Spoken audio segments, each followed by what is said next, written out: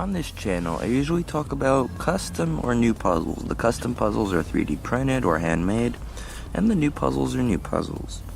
But today is going to be a little bit different. I'm going to show you one of the very few rare puzzles I have. This is the Mosaic Cube. It was originally designed in 2009 by Oskar van Deventer, who called it the Fadi Cube. And then in 2010, it was mass-produced by Meffert. Now, Meffert went through 5 prototypes of this before deciding that he could not make a version that satisfied his turning quality standards, and so it was discontinued in about 2012. I honestly don't know when it was discontinued, but that would be my guess. So what is this? This is a multi-layered corner turning cube. So to understand what this is, let's look at the simplest corner turning cube, the Dino Cube. It was originally made in the 90s and is currently mass produced by Meffert. It's the simplest corner turning cube.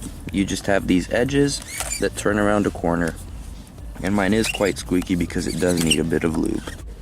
In 2009, Oskar van Deventer showed a variation of the Dino Cube, and it is the Redi Cube. You can see that instead of having just edges, it also has these corner pieces, which only turn in place. They don't actually move anywhere. Like, you can't switch this corner with this corner. So it made the puzzle a little bit more difficult. And this was mass-produced in 2017, so way after this had stopped production, even though the 2 puzzles were released at the same time. Now, the Redi Cube is nice, but it is still basically just a Dino Cube. It's not the higher ordered version. That would be this, the Lattice Cube, which was released in 2013 by Calvin's Puzzle, and credit was given to Okamoto and Greg. Now, this is purely a higher order version of the Dino Cube. You can see that the corners don't have specific pieces. It's still made up of edges and centers.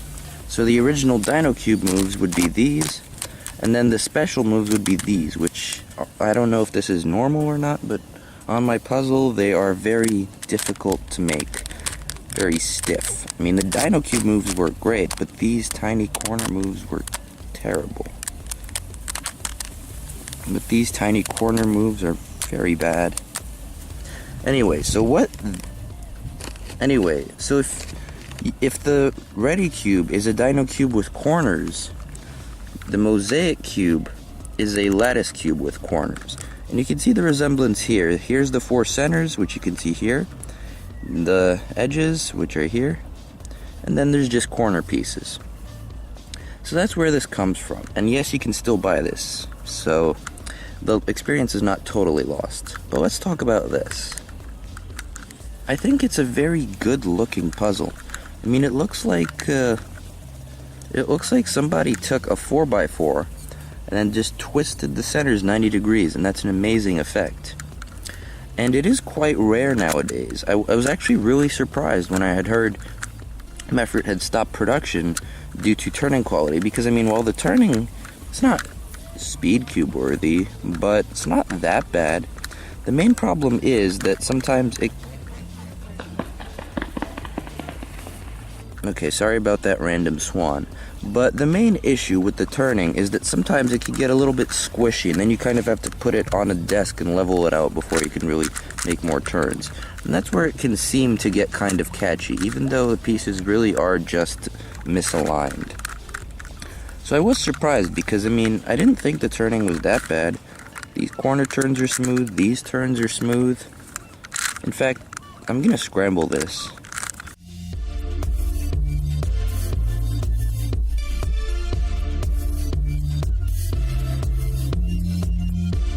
So now that the puzzle is scrambled, I'm going to tell you about my history with it. I bought it in maybe 2012 or 11, and mine has a ball core, which is good, because the original prototypes had a spider core, which means that pieces could just sink into the gap, because the spider core left quite a noticeable gap. And then the ball core performs the same purpose, but it fills up the empty space inside the puzzle so that these pieces can't sink inside the puzzle. And for me, this was one of the first kind of complicated puzzles that I solved without looking anything up. I don't even know if I had a Dino Cube at that time. I probably had a Dino Cube.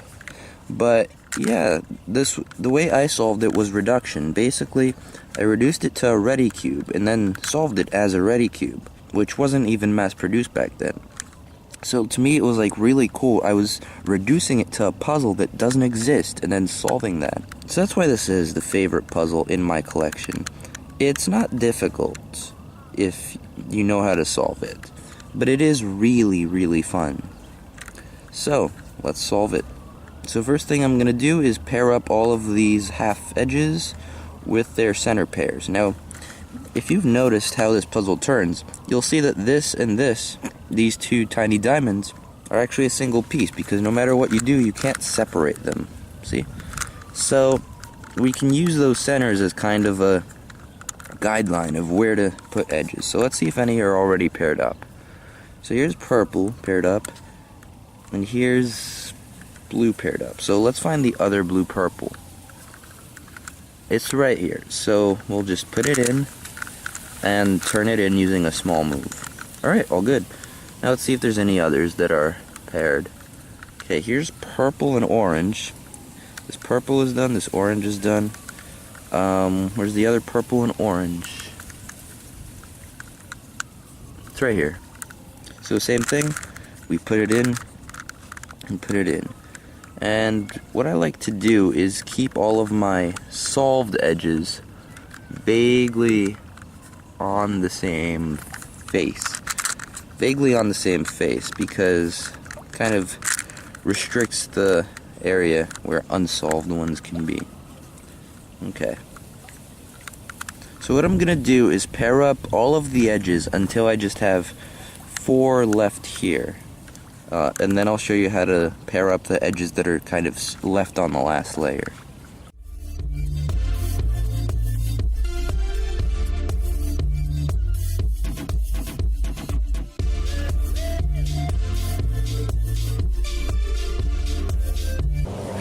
Alright, so I've put in all of the edges on the first layer, and now I'm going to do kind of these 4 center edges.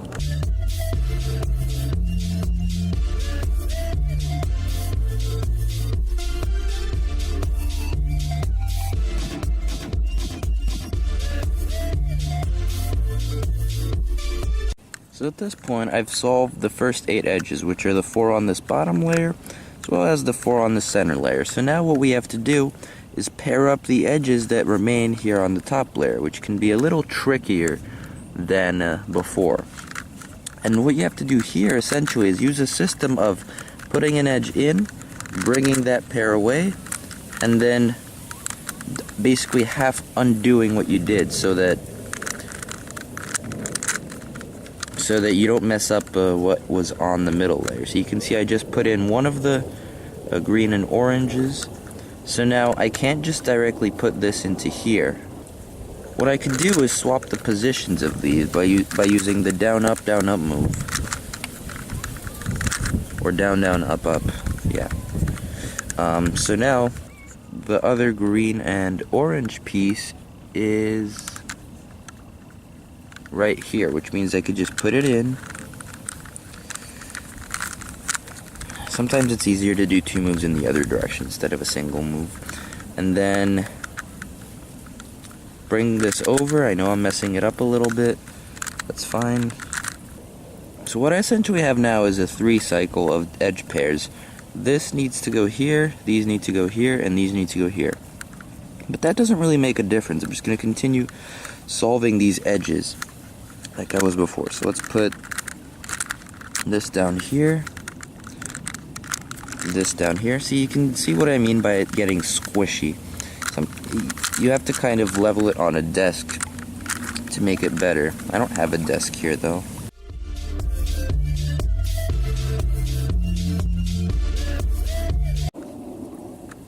And now to put the other green and red in, we just bring the pair here, put it in, and then bring all of this back.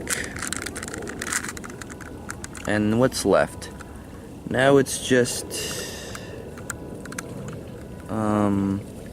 okay, so it's these three edges here. So I'm gonna bring this here and this here so that they're all on the same face. So, and I'm gonna bring this here, because what I'm gonna do is I'm gonna bring this here, and then I need to have something here to bring here.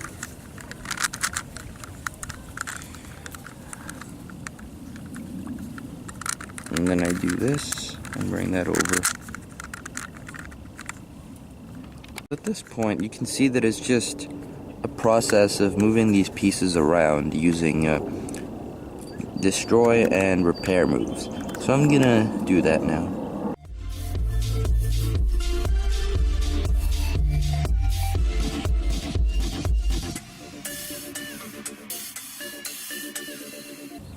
Alright, last move until everything is paired up, and here we are. You can see that this is now reduced to a Redi Cube. So now it's essentially the same as solving one of these, which is not very difficult, and fun fact, the puzzles are basically the same size. So I'll do that now.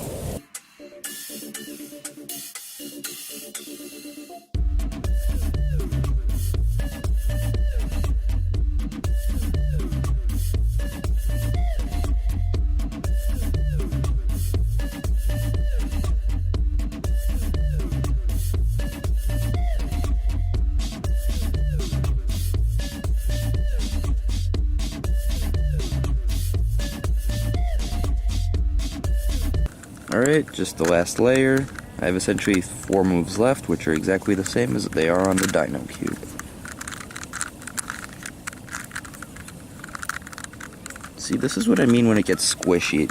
It's just overall misalignments, but you can pretty easily fix them. Like, see, I'm already moving it again.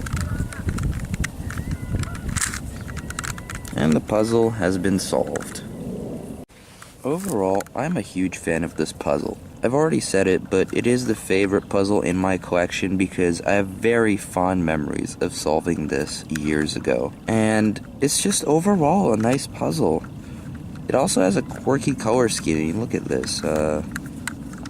White is opposite orange, red is opposite purple, and blue is, I guess, still opposite green, and clockwise is red, orange, blue. And these are obviously the stock stickers. I think it's a shame that they stopped producing it. I'm not the kind of guy who is gonna keep this in pristine condition and not like solve it or anything. I think that if I own a puzzle, I'm going to solve it if it's fun anyway. And this is really fun to solve. I'm not the kind of person who's gonna put it on a shelf and just try to sell it to the highest bidder. In fact, I'm just not gonna sell this at all. This is a great part of my collection, and I would not give it up. Anyway, that's been this kind of special episode featuring the Mosaic Cube. Next week we'll go back to featuring custom puzzles. Thank you all for watching, and have a great day.